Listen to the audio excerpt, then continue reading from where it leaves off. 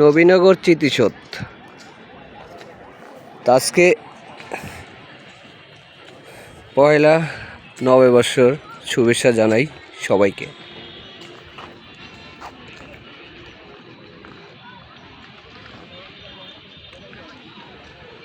আমিও আজকে নবীনগরে ঘুরতে আসলাম।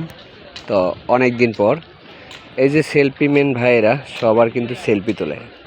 তা আমার সামনে দেখতে পাচ্ছেন ও আপাও কিন্তু ভিডিও করতেছে। সবাই কন্টেন্ট ক্রিয়েটর যারা তারা কিন্তু আজকে এই জায়গায় অনেকেই ভিড় জমা করছে। দেখেন বাগানের ভিতরে কত মানুষজনকে দেখতে পাবেন যে কত মানুষ এখানে এসেছে। আর ওই যে সেলফি মেন ভাই সেলফি উঠাইতেছে দেখেন। তা আমি ধীরে ধীরে একটু বাগানের দিকে এগিয়ে যাব, আপনাদেরকে দেখানোর চেষ্টা করব। পরবর্তী ভিডিওর ভিতরে আমি চিতিশোতের সরাসরি সামনে যে তারপরে হলো আপনাদেরকে নিয়ে ভিডিও বানাবো।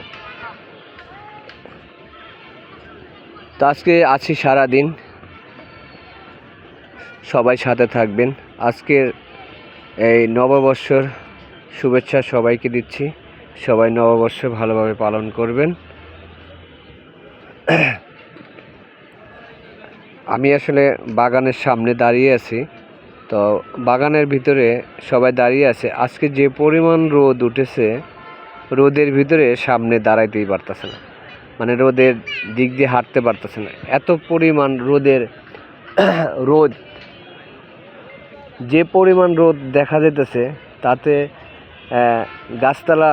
গাছপালা ছাড়া থাকাও সম্ভব না।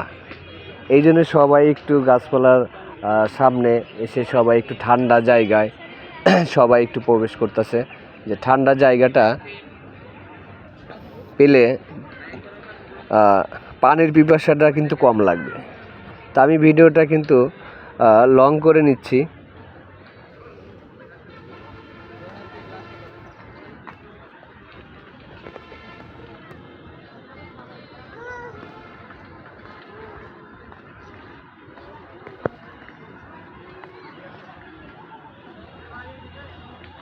একটু ঝুন করে দেখানোর চেষ্টা করি।